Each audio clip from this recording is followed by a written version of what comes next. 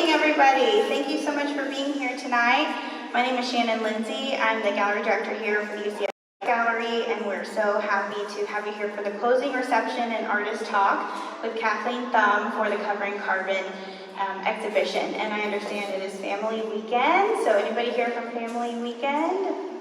Being shy, I know you are. So thank you all so much for being here, especially on a busy weekend like family weekend.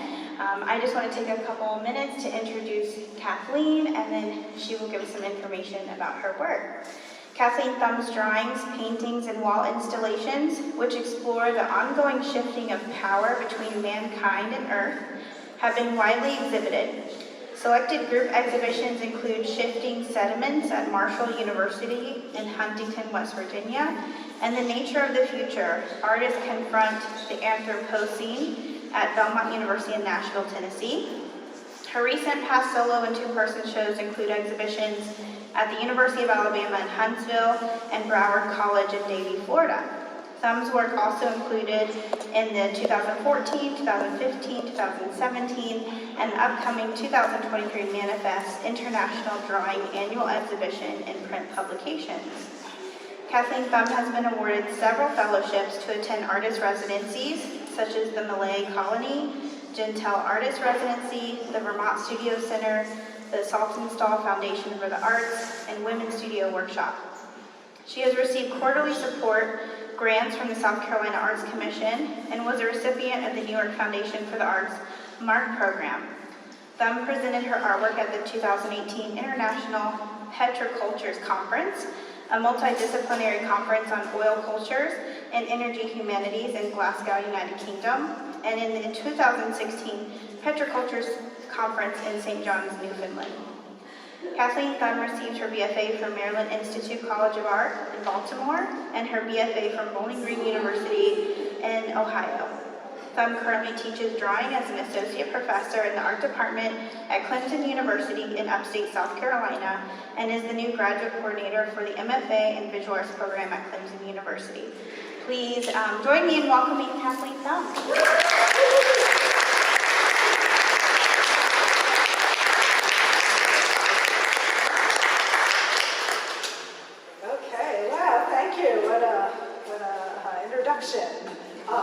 And thank you for the introduction, but also thank you for everybody that was a contributor to putting up the show, inviting me in the first place to come and exhibit here.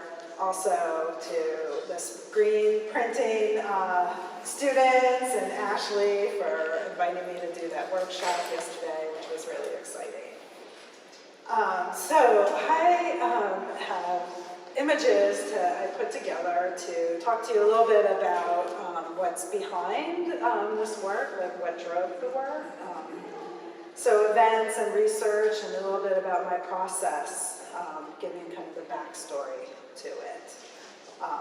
So I've been exploring this theme of carbon for about 13 years now, so there's a lot I have, but I'm trying to stick to about half an hour with it, so I will go through a lot, and if you have questions, I would love to take them at the end. All right, so I'm going to get started. So this is the event that happened in 2010 that really started this work. So this is a screenshot here of live video feed from 2010 from the BP Deepwater Horizon disaster that happened. And so the offshore drilling rig exploded, which then caused this at the bottom of the Gulf of Mexico to have a gusher just leak oil. And it leaked for 87 days. And the BP continued to try and cap it, and they just really struggled with trying to do that. So it was interesting that there was a camera down there. The camera was to help them actually, technically do things down on the bottom of the Gulf of Mexico, but it actually was, you could watch it live, and so like over that time period, you just really became aware of seeing this oil gushing and how detrimental it was to the environment, to the to the ocean, right? So that just really resonated with me, and I wanted to make work about it. I also thought a lot about it as being, like the gusher as being almost like a vein that had been busted open and was just leaking kind of uncontrollably, and wanted to kind of go at it from that angle. So I actually started with doing some rather small, intimate drawings. So my background is in drawing, and so it's one of the ways I feel like I make sense of the world, right? So I started with these continuous line drawings where I'm imagining bio-petro structures, right? So moving between like man-made and biomorphic imagery, and imagining them being like digesting systems, expanding, growing, stretching. So I really thought about them as being somewhat alive. And like the process of drawing also helps me discover things too. So when I go to, put the pencil on paper, I sometimes don't know exactly what the outcome is going to be. And so as I draw, I discover some of the images, right? So I might have a feeling of like a gesture or an action that I want to convey in the drawing, but I'm not sure of the outcome. So some of these are actually present in this piece here. So one of the things that these drawings do is they have a life also beyond this moment, so that I'm able,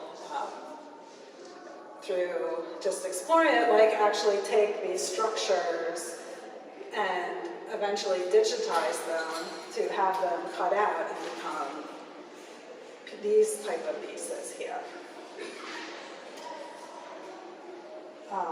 So after just like having this relationship with drawings and graphite, I knew I kind of wanted to explore oil more, right? So this is just me kind of imagining things from memory, from photographs that I've seen out there in the world of, pipelines and oil refineries. But I know I wanted to learn a little bit more, so I took a trip down to Texas and actually drove along the Gulf of Mexico. So my first location that I wanted to go visit was the Ocean Star offshore drilling rig and museum in Galveston, Texas. And so this is a retired offshore oil rig.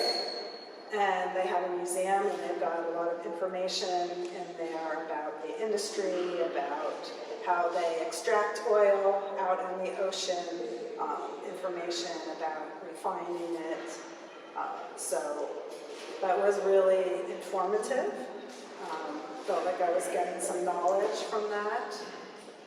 And then I took the road trip from driving from there all the way over to Louisiana.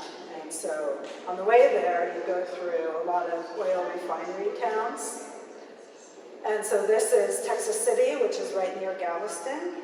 And Texas City, if anybody's ever been there, or probably if you've even driven along the Gulf Coast between Texas and Louisiana, you just know there's like these spots of these oil refineries that just kind of come and take over certain areas of the landscape, right? So you also move from like lush kind of marshland to then these areas of like these oil refineries. And then the oil refineries like stink and they smell, right? So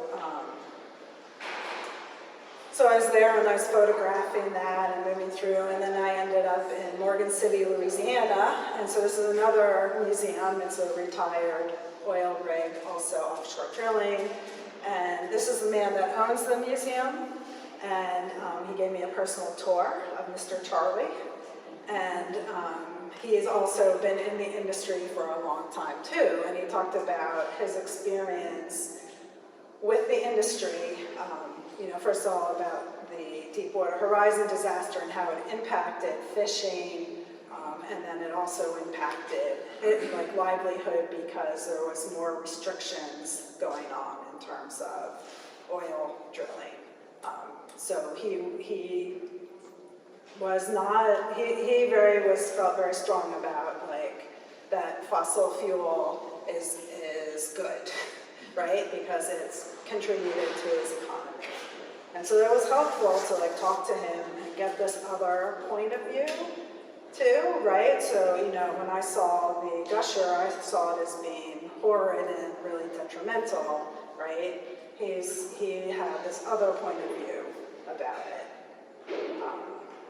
And so, you know, I definitely always are taking that into consideration. When I got back from that trip, I knew I wanted to be a little bit more direct with the imagery in the oil refineries, so I actually started making some small drawings that were more direct, like this one, right? Actually starting to depict a little bit of an oil refinery on this earth, using up, right, anything that's left in it.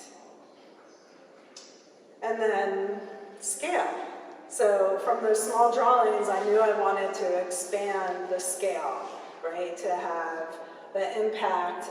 So this is right around the corner, this drawing, and there's a different relationship of our bodies to artwork that is larger, right? So it kind of takes, we have a more one-to-one relationship with it. There's still things intimate in the drawing.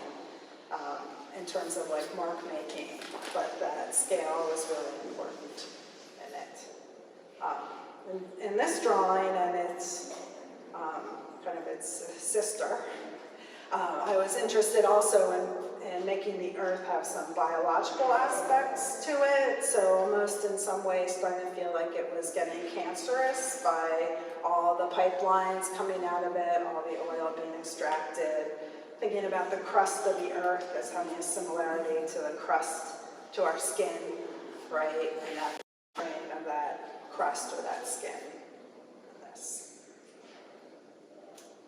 I also started looking, and like from the trip, looking at diagrams, right, as like visual information. So it's both like visual and then also informational. And so one of the things that I became interested in is multilateral drilling, right? So you drill down and then to the side. And it's this way that the industry and engineering discovered, like, we can get even more oil, right? So that intrigued me in the fact that, like, from above, you're seeing one entry point down to the bottom of the earth, right? And then the sides we can't see from above, so it becomes this hidden component. And a lot of the oil industry actually is fairly hidden. So there is, you know, like when I was in Texas City, actually there's fences. And when I was taking photographs, security came and told me I can't photograph, right? So they actually kind of keep, you know, keep a separation there, right? A bit of a mystery. And so I was interested in that. And so from that, I started playing with just some of the imagery of multilateral drilling, you know, which also is fracking, so they also use it with gas as well. And I also began playing with the cut paper in here, right? So starting to take some drawings and digitize them, take them to a laser cutter and have a laser cutter cut out the paper. And then playing with that so you can get multiples that way, and so I can collage and layer, right? So starting to think about that, draw on them, paint on them. And I also started working with actual petroleum. So I wanted to understand like what it is because I'm an artist and I work with materials. Right? So what is this material? Crude oil. Like I've worked with oil paint, worked with acrylic ink, right? So what's oil like? So I actually got it on eBay. You can buy it on eBay. It's not very expensive. So this is from Colorado. And so I used it as a material and played with it as a paint, essentially. And so this one is in the gallery, and I worked with the crude oil, so depending on how saturated it is, depends on like how dark the value is, right? And then also I worked with recycled motor oil, which is actually from our lawnmower when we changed the oil on the lawnmower, right? And so like that was a lighter oil. And you know, it soaks into the paper and it actually is not archival, so eventually that paper will deteriorate, which is a potential kind of some of the concept behind it.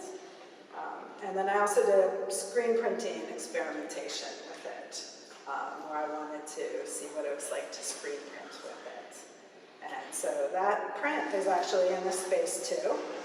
So this is 190,000 miles is what I titled it, which is the pipelines that are on the US currently. So that is both crude oil and refined oil.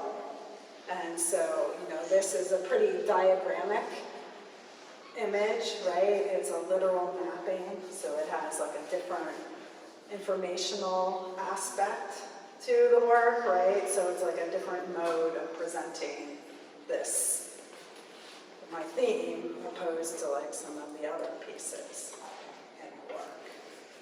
So Florida has refined oil. It's like down in the bottom right. You can't quite see it in the projected image, but if you look at the work, you'll see it.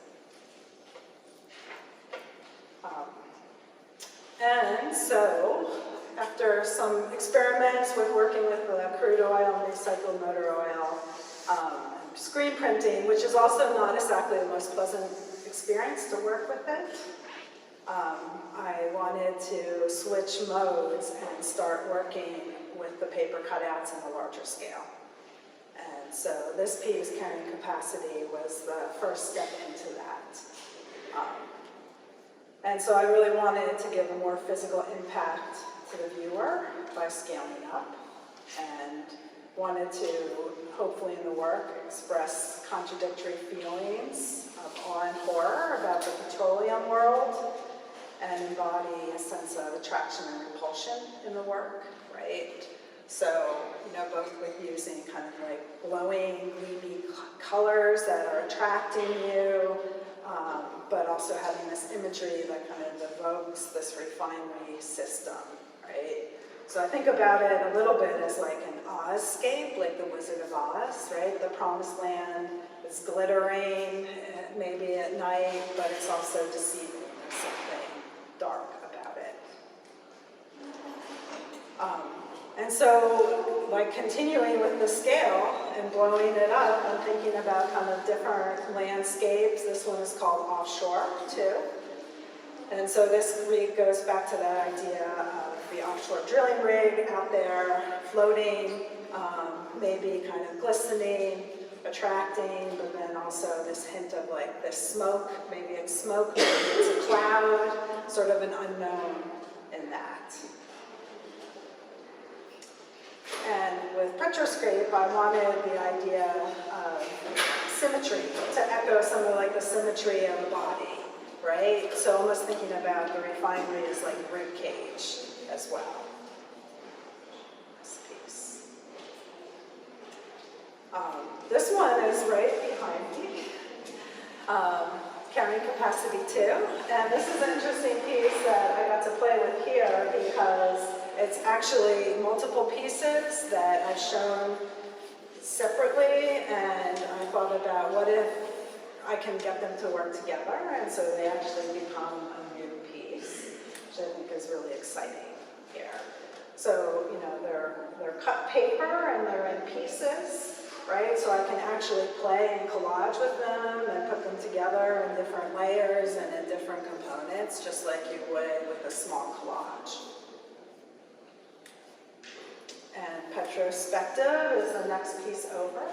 And one of the things you might have noticed is the reflective color, especially in that piece. So that piece I really wanted to make it extreme, so I used fluorescent pink paint in that, and really trying to get that idea of like this, well, it attracts people, kind of like that bright color, but that maybe there's something unsettling behind the actual image too. Again, like thinking about the oil industry, you know, is like, just there's like two sides to it as well, right? And there's a front and then there's the back side, kind of the unknown as well. And this is Petroleum right here. So I think about this as my temple, my tower pipelines again, like really thinking about the symmetry of it, and just this ongoing pipelines just taking over, potentially, you know, almost as a warning.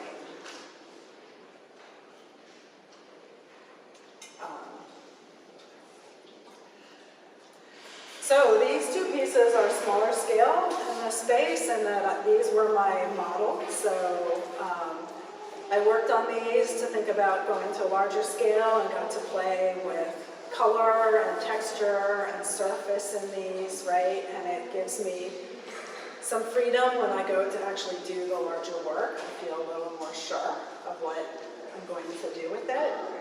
And so those smaller pieces led to this one. Called Towers and Teeth. And I wanted to, in this work, return a little bit more specifically to oil refining imagery. So some of these drawings I actually took from some of the photographs that I had taken when I was visiting some of the refineries. So now I'm going to switch to the other part of the exhibition, which is the coal. And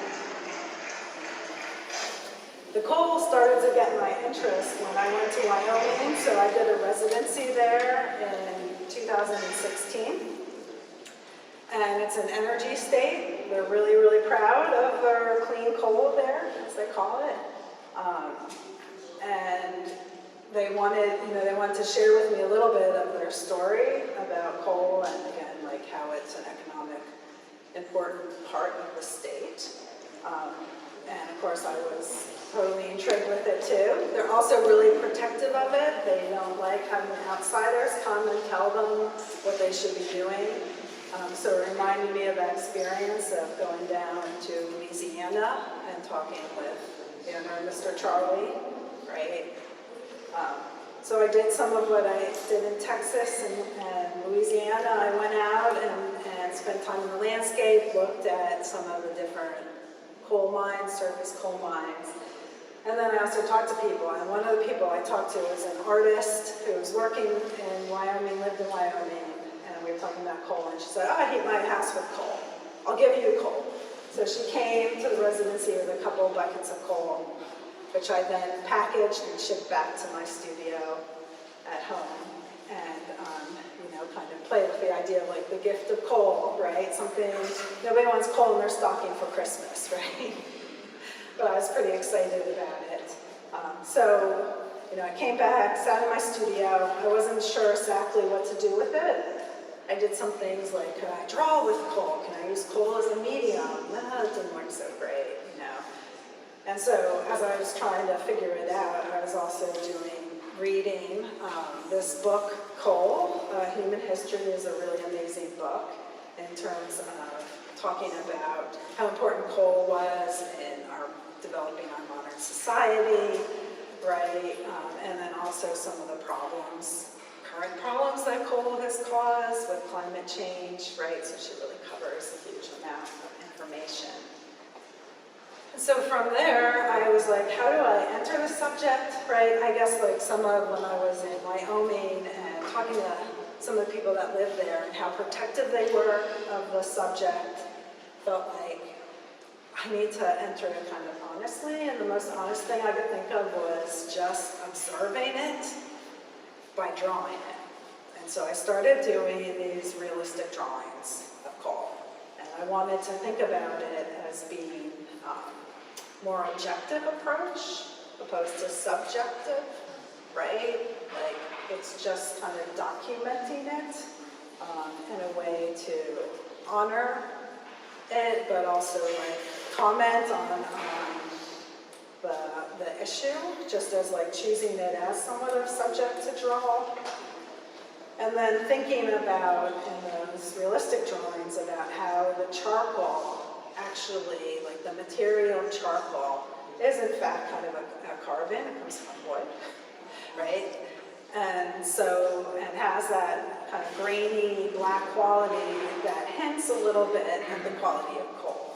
And how could I use just that media to evoke the characteristics of coal, the material characteristics. And so from there, I actually started to pull back from the realism and think about just what happens if I take away some of the information and really deal with like the shape, the silhouette of the coal, and then really try and build up that black of that charcoal to evoke the darkness of coal as subject. And I also, you know, when I was an undergrad, like two of the artists that I really loved looking at was Donald Sultan, his drawings, his lemon drawings, right? The way that he activates formally negative space and use of the charcoal, and then Richard Serra's drawings, which are so, they're large and like they're so physical, right? There's so much like mass and weight and material and gravity to them. And so I really wanted to, I thought about like how they are somehow still influencing me so many years later in this work as well, right? But, you know, some of them are more, some of those works are more formalist in a matter, and like I like the fact that I was playing with those formal elements, but that these are shapes of coal here. So I also started playing with spreading the charcoal beyond the silhouette of the coal to evoke like the idea of like explosiveness, which is something, of course, that is done to extract coal, right? And I also like the fact that I was very much controlling like the shapes of these when I was executing them, but then once I started putting the powdered charcoal beyond it, and it was spreading out, I almost lost some element of control in that. So I was always trying to figure out how to control it, but sometimes I just couldn't, and you know, had different results. And so these are all part of that grid that's around the wall here. And you know, I really enjoyed making a quantity of these, so they're not all, I don't think that they're all totally successful. Like there's some things I have issues like the composition or something like that, but I think as a quantity, they make a point and they work together as a quantity. So I also, after doing some of those drawings, I went, because I live in Clemson, South Carolina. Appalachia is fairly close, right? West Virginia, Tennessee, North Carolina, and so I went up there and visited some of the smaller museums there, and also got personal tours with them, and both of these men had been coal miners, right? And so they had a lot of stories. They both had a lot of pride, but they also felt some betrayal by the industry too, right? So things like coal mines closing and going bankrupt, and so, you know, them not getting pensions and things like that, and then the companies come and they basically rebrand, rename, and then reopen, right? So it was interesting to hear them. You know, they both felt a lot of pride, but also had some sad stories with it too. And I also, when I was there driving, I came across this makeshift memorial. And so this is a memorial for the memory of 29 miners that died in a mine disaster in West Virginia. And, you know, it's very moving to think about that. And in that area, there was a couple closed mines, and so I actually pulled off the road and walked up one of a dirt road and came to this area where there's actually a part of a mountain that had been, I guess, blasted, partially blasted away, and so there's this coal seam there. And so I went back down to my car, I got bags that I had in my car and walked back up and took coal from the coal seam, put it in my bags and walked back down to my car and took it back home to my studio. And so some of these drawings I actually have used that coal as subject, right? The coal from West Virginia as well as the coal from Wyoming.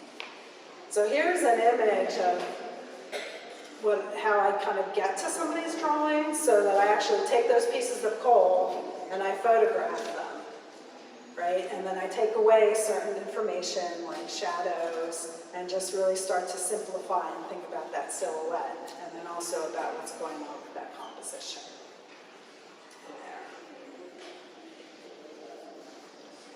And of course, like scale, changing scale, right? So the scale change keeps things interesting and invigorating for me, and also just wonder like how it changes the subject, how it changes things for the viewer. And so I wanted to scale up, and so you can see some of those over there. As well as one of the things I started just recently doing is taking that coal from West Virginia and actually rubbing it on my paper, so almost using it as a way to distress the paper. And so you can see some of those marks on the paper, and also some of the dirt from West Virginia is on there too, so I like that aspect of that material actually being embedded in the work. And a couple of the smaller drawings I did even more abrasively, so if you look closely at these, you can actually see some tear in the paper, right? So using that distressing to evoke kind of like the concern about coal and that aspect of it, you know, being the, if we don't think about shifting energy, right, to more clean energy, you know, this is going to be a problem for us and our climate. And so that is how I am wrapping it up.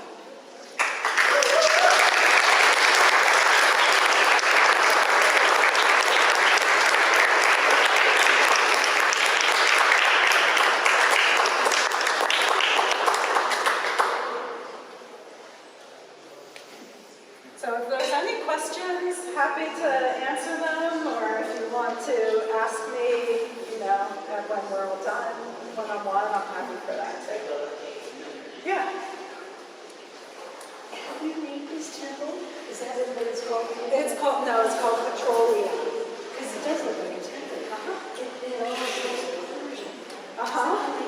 Did you put that in mind? Did you create it? I did not have that in mind, the version aspect, but once it was like put together, I definitely saw it to it.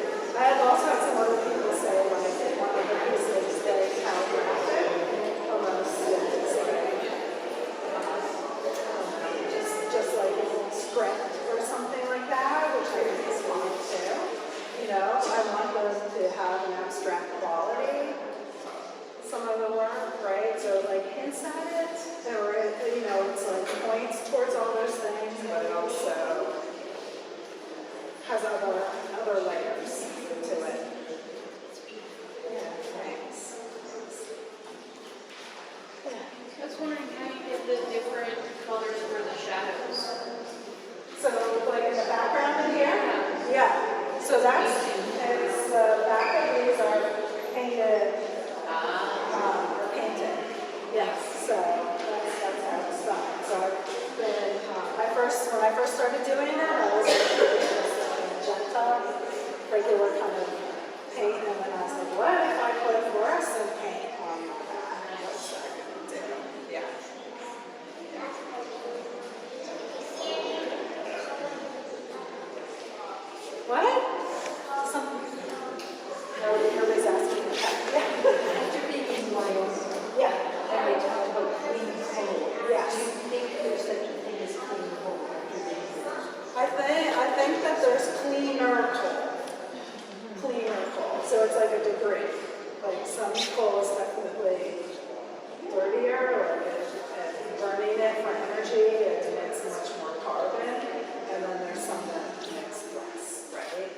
still don't think of it as clean.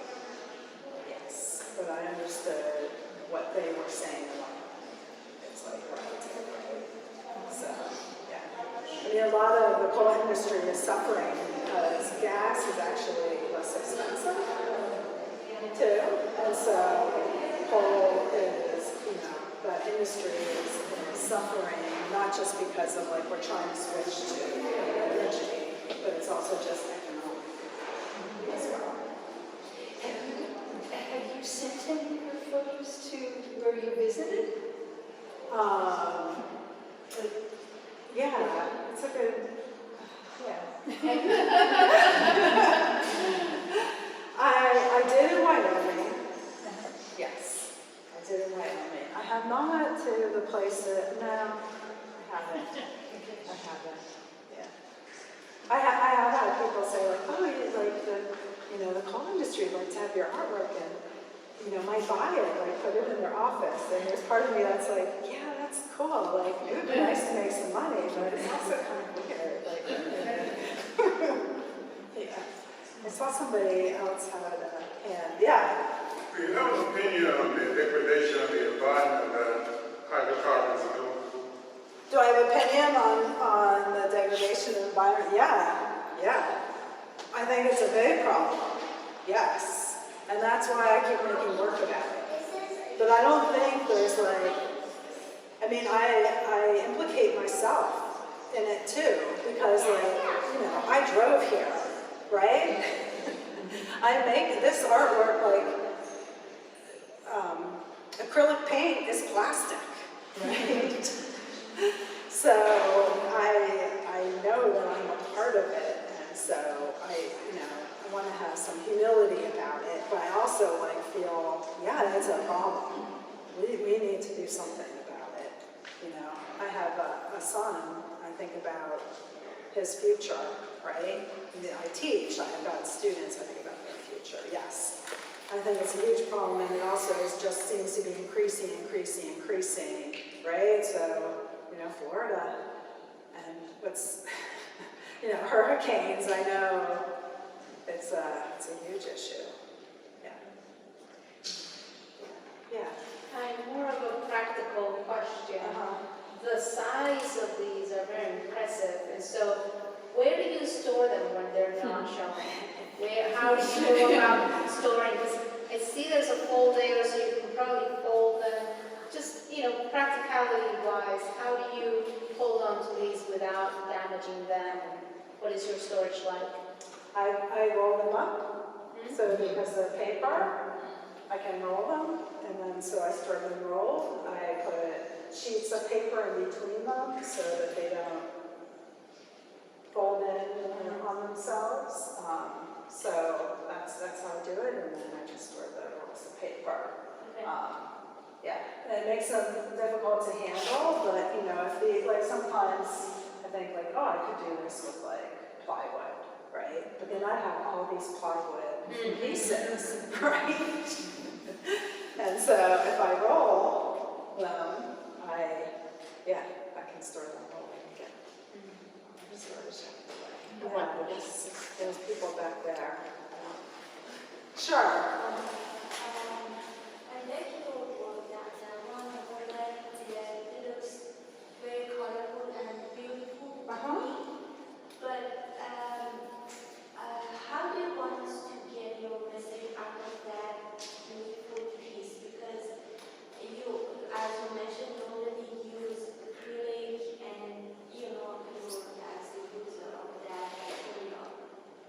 And how do you want us to get your message out of that beautiful piece? Yeah, right. So, that's something I think about, the aesthetic, making something pretty out of something that's a pretty ugly topic. And sometimes I think about it as bringing in the viewer. I think about attraction and repulsion a lot, that duality.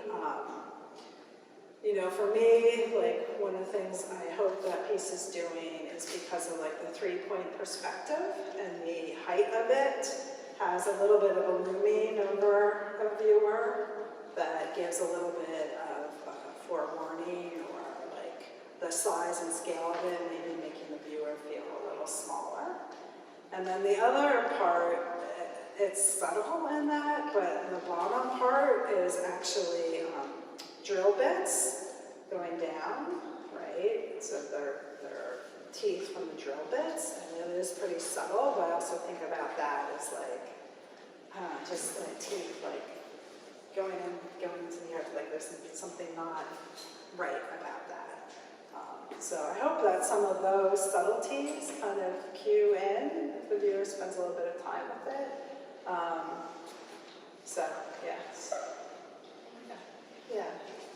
So I know this looks like you're trying to reference something. So like with those, it's like PowerPoint and stuff like that. But how is it that you're able to get all the complex curves and everything? Because it looks like you have them elegantly mapped out, but it's like there's so many different directions that they go, and it just kind of boggles the mind that you're able to get them to like represent what you want, but go all over the place with it. Yeah. Well, they start with small drawings, right? So I start in smaller scale, and then I also take those drawings and I work with them in Photoshop, and can work with like layers and move them around and things like that. And then when I go to blow them up, I use a projector and project the drawing onto the paper, and then trace essentially, and then cut, and it's labor intensive doing that. Yeah, absolutely. So, but there is something about working small and like being able to control that. Yeah. Yeah. Sure. Just more of a question about your sort of practice, because you showed that one photograph you took for reference for the drawing, and the photograph you manipulated, and it was very, very striking in itself. So I'm just curious, what drives you to translate into drawing rather than just displaying the photograph? Because the photograph is also very striking. Right. I think it's a way that I can process and make sense of things, right? So in the making of it, it's also like me dealing with my own anxiety about climate, right, concerns, and I really like making things like physically with my hands, right? It's what I went to school for, and it's like just part of my way. So, yeah. Thank you. Yeah. I think there was over here, yeah. You mentioned that you use the oil to get the darker colors. I was wondering how old are those particular pieces, and have they started to deteriorate?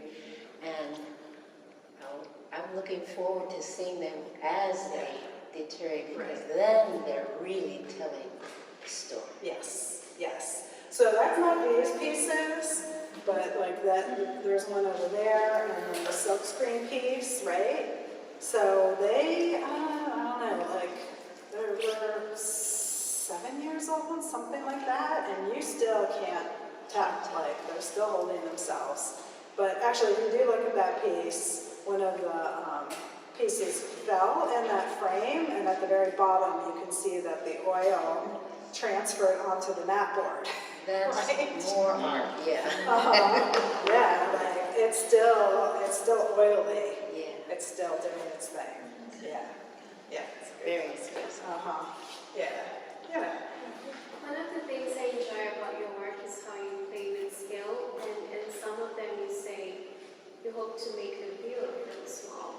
And then the same subject is also presented much smaller than me. Right. So how do you navigate that, or how do you hope the smaller pieces in relationship to the viewer affects how they think about the work? Yeah, it's a good question.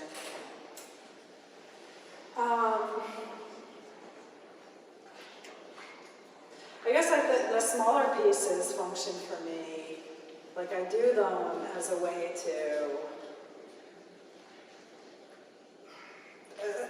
to maybe sometimes prepare for larger pieces, right? So there's like less time put into that, like it can be more immediate.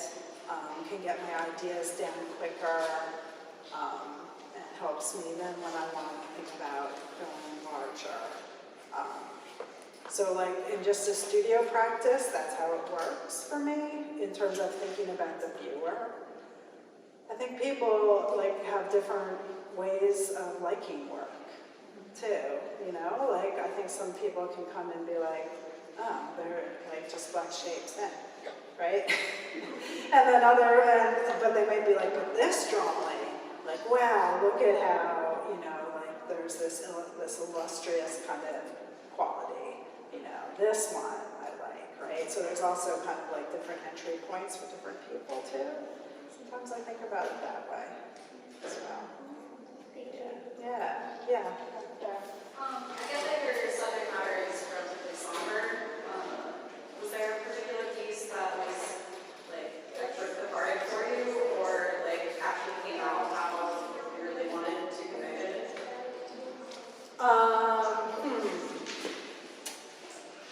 I think this one is one of those pieces that it took a long time to do.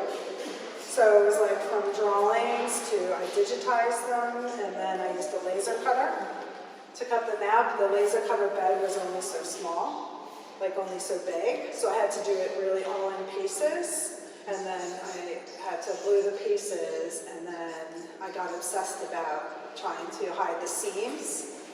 So I actually put gesso and sanded to disguise all the seams. And then I knew that I wanted to play with paint in these, so like one of the differences, you know, like there's a flatness to this because I treat kind of like the surface of it, even though there's like the idea of like that this line, this tube might be in front of like this, it's all kind of flat, right? And there I really wanted to give the idea of like the paint following things going back behind and front and all that, and feel like all that time I put into it was successful. Yeah. You want more? Yeah. Sure. Yeah. I think you've had your hand up a lot. I am really interested in your research process. Hearing about how the research you're doing in the development of this work influenced how you proceeded in this. Since you're still involved in like academia, I was wondering how your research looks now, like what topics you're looking into, or what research you might have planned for the future, taking more information on making future books.